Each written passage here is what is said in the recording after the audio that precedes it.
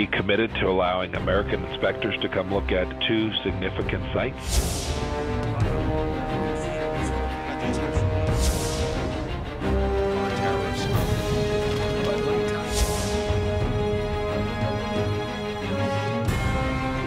적대 세력들이 우리를 변화시키고 굴복시켜보려고 악랄한 제재 책동에만 어리석게 광분하고 있지만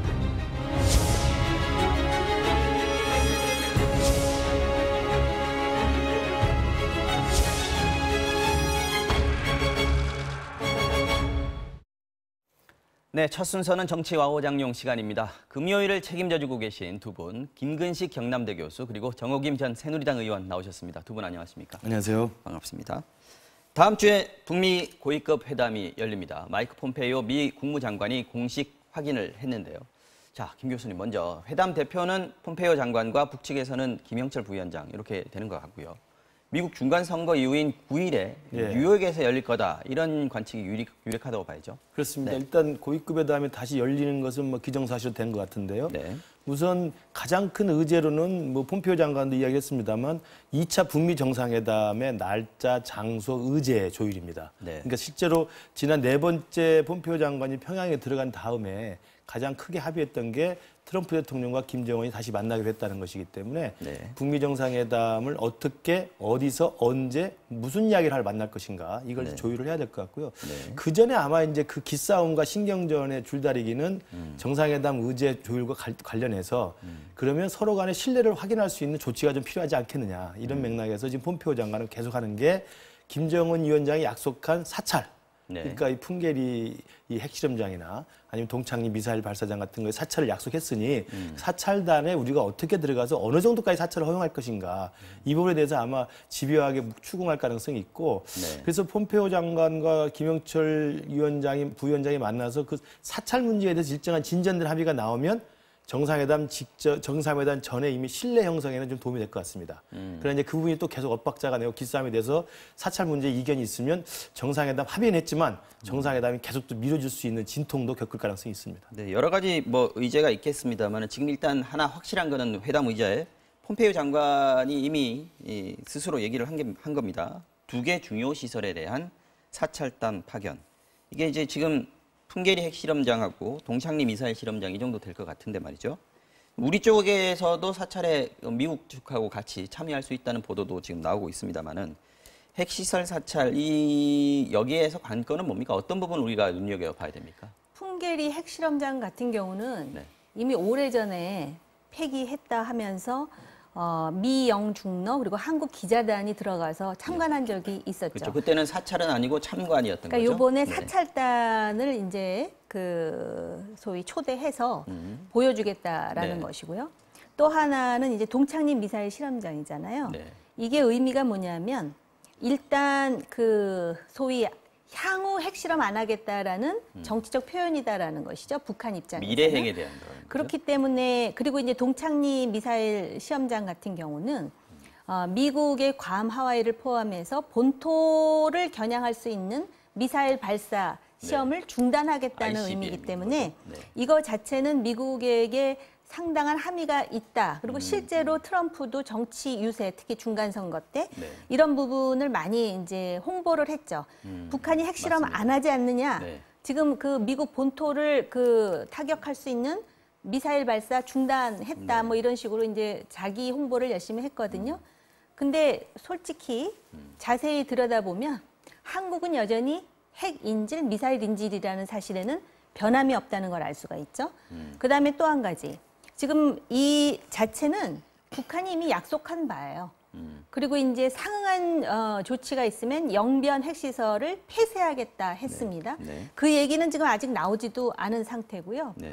정말 북한의 핵 프로그램에 대해서 상당 부분 어떤 그 폐기 조처가 있어야 되려면 영변 핵시설에 대한 폐쇄와 사찰과 검증이 필요한 것이죠. 네. 설령 영변을 폐쇄하고 사찰하고 검증했다 하더라도 영변 외에 다른 지역에 대해서는 지금 말도 못 꺼낸 상황이라는 것을 알 수가 있는 것이고요. 네. 또 마지막으로 한 가지가 있습니다. 지금 이 동창리뿐만이 아니라 풍계리 핵실험장의 폭파에 대해서 굉장히 의미를 두고 있는데 이때마다 제가 생각나는 게 과거에 냉각탑 파괴예요. 냉각탑 파괴. 지난번에도 말씀하셨던 것 네, 같습니다. 냉각탑 파괴했을 때 그 당시에 대한민국의 외교부의 가장 높은 직위에 있는 분이 이 냉각탑을 파괴했기 때문에 다시 핵 프로그램을 가동하려면 10년 이상 걸린다고 국회에서 아마 발언했던 기억이 제 기억이 정확하다면 그랬는데 어땠습니까? 그거 했는데 결국 다시 원상복귀하는데 시간 얼마 걸리지 않았습니다. 네, 그러니까 알겠습니다. 여전히 난제가 있다라는 말씀 드리는 거예요. 네, 쉽지 않은 문제입니다. 김 교수님, 아까 말씀하실 때 뭐 여러 의제가 있지만 2차 정상회담의 날짜, 의제, 뭐 장소까지 네. 얘기될 수 있으면 한다라고 얘기를 하신 것 같은데 네, 네. 가능할 것 같습니까? 지금 현재 전망은 어떻습니까? 분위기로 봤을 때는. 그러니까 아까 말씀드린 이 사찰 문제에 대해서 미국도 관심 있고 그다음에 김정은 위원장 측도 사찰 문제를 일정한 북미 협상 재개의 어떤 신뢰 촉진제로 좀 생각한 것 같아요. 네. 그러니까 그 부분이 잘 그걸 되면, 토대로 어떻게 그 잘 더 되면 가보자라는 정상회담이나 일정한 진지에 나올 수 있는데 저는 이제 둘의 전략이 조금씩 드러나는 게 뭐냐면 지금 트럼프 대통령이 최근에 했던 이야기가 뭐냐면 장기전도 괜찮다는 거 아니겠습니까? 그렇죠. 그러니까 지금 정 의원님 말씀하신 아무리 것처럼 걸려도 괜찮다. 왜냐하면 당장 지금 작년까지 김정은이 했던 미사일 실험 안 하죠, 발사 안 하죠, 핵실험 안 하죠. 군사적인 전쟁 위기 안 하죠. 그러니까 트럼프 대통령은 이 상황에서 그대로 가면서 제재의 고삐는 그대로 쥐고 있으니까 아쉬운 건 북한 쪽일 것이다. 그러니까 나는 느긋하게 시간 게임에 나는 몰두하지 않겠다는 장기전을 이야기하고 있는 거거든요. 근데 김정은 이제 그럴수록 제재라고 하는 이 효과가 계속 나타나면 나타날수록 좀 초조해지기 때문에 그 시간 게임에서 결국 아쉬운 쪽이 만약 김정은이라고 한다면 북미 정상회담 날짜, 의제, 이 장소를 잡는 데서 적어도 트럼프 쪽에서 요구하는 일정한 선제 조치라고 할까 이런 것들을 김정은 위원장이 내놓으면 속도가 좀 진전될 수 있는 것이고 그렇지 않고 여전히 지금 김정은 위원장 쪽에서 말하는 우리는 할 만큼 했으니 미국이 좀 우리한테 상응 조치를 해라 이렇게 주장을 하면 신뢰 회복 문제가 아마 가다서다를 계속 반복하다가 정상회담도 사실은 최악의 경우는 한다고는 약속했지만 언제 할지 모를 수도 있는 상황이 될 수도 있는 거죠. 그래서 다음에 곧 있을 이 폼페오 장관과 이 김영철 부위원장 사이의 고위급 회담이 일정한 성과를 낸다면 조금 더 북미 재협상이 좀 진전될 수 있겠지만 만났지만 만나서도 계속 또 평행선을 달린다? 이러면 정말 우리가 생각할 때는 우리는 굉장히 좀 시간이 없고 다급합니다만 네. 미국 입장에서도 굉장히 좀 느긋하고 김정은도 그렇죠. 한번 버텨보겠다 이러기 때문에 결국 시간은 계속 흘러가고 우리로서는 초조할 수밖에 없는 이런 아주 딜레마적 상황이 올 수도 있다고 봐요. 회담이 술술 풀릴 거라고 생각하는 거는 너무 낙관이고요. 그렇습니다. 그냥 네. 좀 걱정되는 그런 정도의 느낌이 있는 것 같습니다. 최근에 그래서인지 뭐 미국 정부에서 연이어 북핵 검증에 대한 그 발언 강도가 좀 높아지고 있습니다. 이게 어떤 사전 포석이라고 보시는지 미국이 북한 쪽에 던지는 메시지는 뭐라고 보십니까 지금? 원래 트럼프 대통령만 그 부분에 대해서 정치적으로 상당히 그 김정은에 대해서 긍정적 발언을 하고 그랬지 미국 내 실무진에서는 검증이 얼마나 중요한지 모르는 사람이 없을 거라고 저는 지금 와서 생각을 갑자기 그러는 건 하고요. 아니다라는 거죠? 네, 그다음에 지난번 싱가포르에서 북미 정상회담 하지 않았습니까? 네. 만약에 2차 북미 정상회담을 중간 선거 전에 했으면 모르겠는데 지금 트럼프의 중요한 의제는 중간 선거예요. 그리고 이제 사우디에서의 그 카쇼지의 그 살해 사건이라든지 또는 미국 내 그 이민 관련 정책이라든지 의제가 많습니다. 그런 상황에서 북한이 지금 핵 폐기에 대해서 굉장히 전향적인 입장을 그 내놓지도 않고 있는데 지금 북미 정상회담을 지금 아마 트럼프는 자기가 김정은에게 줄 수 있는 과자나 캔디라고 생각할 거예요. 그렇기 때문에 이 검증을 강조할 수밖에 없고 제재를 풀지 않으려 할 겁니다. 그렇기 때문에 상황이 굉장히 녹록지 않을 것 같고 심지어는 핵무기 다 폐기해야 제재 풀어줄 수 있다는 말을 폼페이오가 하고 있거든요. 이렇게 볼 때 중간 선거의 결과가 트럼프에게 유리하게 나오든 불리하게 나오든 이 북한의 핵 문제에 대한 미국의 입장은 기존의 공화당의 입장으로 되돌아갈 가능성이 매우 크다라고 보여지는 것이죠. 네. 지금 뭐 북한 문제가 미국으로서는 국내 정치도 있고 또 다른 해외적인 문제도 있기 때문에 1순위는 아니다. 그래서 급할 일이 전혀 아니다. 아쉬울 것도 없다. 그래서 지금 계속 시간도 끌 수 있는 상황이라는 거죠. 북한이 무슨 짓을 하든 제재의 고삐를 늦추지 않겠다. 네. 심지어는 대한민국 기업 금융사에다까지 전화해가지고 확인하지 않습니까? 네. 컨퍼런스 콜 하겠다 그러다가 취소했지만. 알겠습니다. 교수님, 이런 상황에서 지금 북한 김정은 위원장이 사실 그동안 한동안 한 달 가까이 네. 모습을 보이지 않고 있다가 어제 대북 제재에 대해서 공개적으로 이제 북한 매체를 통해서 불만을 표시하는 그런 발언을 했습니다.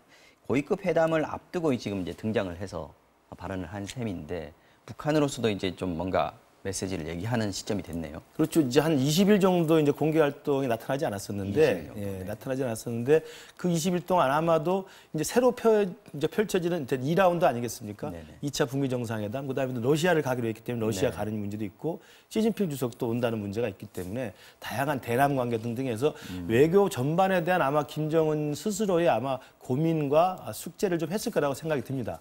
그런 상황에서 이제 드디어 공개 행보를 드러냈을 때 일관되게 보여준 메시지는 바로 그저께는 삼지연군, 백두산 밑에 있는 삼지연에 가가지고 흰눈을 펑펑 맞아가면서 의연하게 우리가 하고자 하는 건설 그대로 추진해라라고 이야기를 했고 그 다음 날은 가장 지금 자주 갔던 원산 갈막 관광지구라는 게 있어요. 네네. 그게는 이제 김정은이 실제로 태어나서 자랐던 자기 고향 같은 곳입니다. 그리고 김정은 시대의 가장 야심찬 프로젝트로 원산 총지구 이 프로젝트 추진하고 있는 거거든요. 그러니까 거기에 대해서 계속 지금 박차를 가하고 있는데 그때 지금 갈막 가서 한 이야기가 그거 아닙니까? 우리나라가 굉장히 어렵다. 적들이 지금도 제재에 광분하고 있다. 이런 이야기이기 때문에 아마도 외교적 사안에 대한 장고 끝에 나온 김정은의 공개 행보에서 네. 제재, 지금 나라 사정이 어렵다 이런 이야기를 한 것은 네. 지금 당장 미국과 협상에서 우리가 원하는 건 제재다. 사실은 그러니까 최근에 종전선언 요구보다 제재 완화 요구가 훨씬 더 많이 두각되고 있는 거거든요. 네. 그래서 아마도 지금 북한의 현실이 가뜩이나 이렇게 쪼여가고 있는 제재 때문에 만만치 않다는 것을 반증하는 동시에 또 한편으로는 제재 완화라고 하는 당근이 있지 않는 한 북한도 쉽게 움직이지 않을 것이라는 또 나름대로 결연한 의지를 보여주고 있는 것 같아요. 그래서 이 부분에 대해서는 한국과 미국이 정말 공조를 잘해서 가장 전략적으로 행보를 해야 됩니다. 한쪽에서는 제재를 풀어주자고 하고 한쪽에서 제재를 풀어줘서 안 된다고 해버리면 그 빈틈을 가지고 김정은이 치고들 가능성이 있거든요. 그래서 지금 제재로 힘들어하는 김정은 그리고 제재 완화의 필요성을 느끼고 있는 김정은에 대해서 우리 한국과 미국이 얼마나 똑같은 일치된 목소리를 하느냐. 이게 아마 김정은으로 하여금 우리로 하여금 양보를 얻어내는데 중요한 관건이 될 것 같습니다. 네, 다음 주제로 넘어가기 전에 이 얘기는 하나 짚고 넘어가죠. 리성관 냉면 발언. 지금 너무 시끄러운데 진위 여부도 발언이 정확하다 뭐 이런저런 얘기가 있습니다만 발언의 진위 여부도 중요하겠지만은 지금 어쨌든 사실로 드러나 있는 거는 북한 고위급 인사가 우리 측 기업인에게 뭔가 불쾌한 얘기를 했다는 거는 지금 다들 여러 경로를 통해서 좀 확인되고 있는데 정말 이런 얘기가 나오는 것만으로도 이 남북 관계는 좀 좋지 않은 거 분명하잖아요. 저는 근데 했을 것 같은 생각이 드는 것이요. 네. 없는 얘기를 이렇게 말할 수 있는 기업인들은 아닐 것 같고요. 네. 그다음에 전적이 있지 않습니까? 조명균 통일부 장관을 향해서 좀 늦었다 해가지고 시계가 고장났다 했더니 뭐 주인 닮아서 그렇다 그러면서 그리고 이 리성건의 발언을 보면 그렇게 이제 야단치듯 하면서 네. 결국 김정은을 향한 발언이라고 볼 수가 있습니다. 그러니까 이것은 북한의 김정은이 얼마나 제재 해제에 대해서 절박한 심정인지 그걸 보여줘야 되니까 나는 열심히 하고 있다. 네, 리성건으로서는 이제 그런 식으로 마치 또 쥐잡듯이 이제 하는 그런 상황이 왔는데 이게 대한민국에서 남북관계 잘하려고 하는 게 결국 국가의 안보와 국민의 안전이잖아요. 선우가 맞습니다. 바뀐 거예요. 그렇다면 적어도 문제를 잘 풀어가면서 국민의 자존감도 좀 지켜주면서 해야 되는데 이런 식으로 엎어져가지고 하는 듯한 이런 행보를 보이게 되면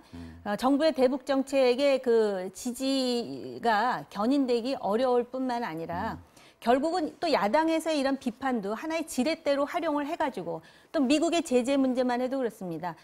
미국 배드캅 또 대한민국 정부 굿캅 여기까지는 좋은데 이걸 전략 전술로 해서 궁극적으로 북핵을 폐기해야 되는데 목표를 둬야 되는데 지금 보면 북핵 폐기가 문제가 아니라 김정은 답방 그다음에 결국 종전선언 해가지고 어떻게 빨리 속도전을 치르겠다라는 건 아니냐라는 의구심을 불러일으키기에 충분하기 때문에 이성건의 이런 발언도 상당히 파장이 있으리라 보여집니다. 네, 알겠습니다. 저도 한 말씀만 30초만 드리면 네. 이번에 이 언론에서 도보도됐던 이 막말 파장 이것은 우리 측에서도 정세현 전 장관이나 심지어 서훈 국정원장이나 조명균 장관도 공개적인 자리에서 그게 사실이라면 있을 수 없는 일이라고 지금 공식적으로 입장을 내놨어요. 그러니까 하루빨리 좀 사실 여부를 확인을 하고 그게 사실로 확인됐다고 한다면 추후에 어떤 기회에서든 간에 공식적이고 공개적으로 북측에 해명과 사과를 요구해 주는 게 우리 정부가 이 다음 행보를 가는데 편해요.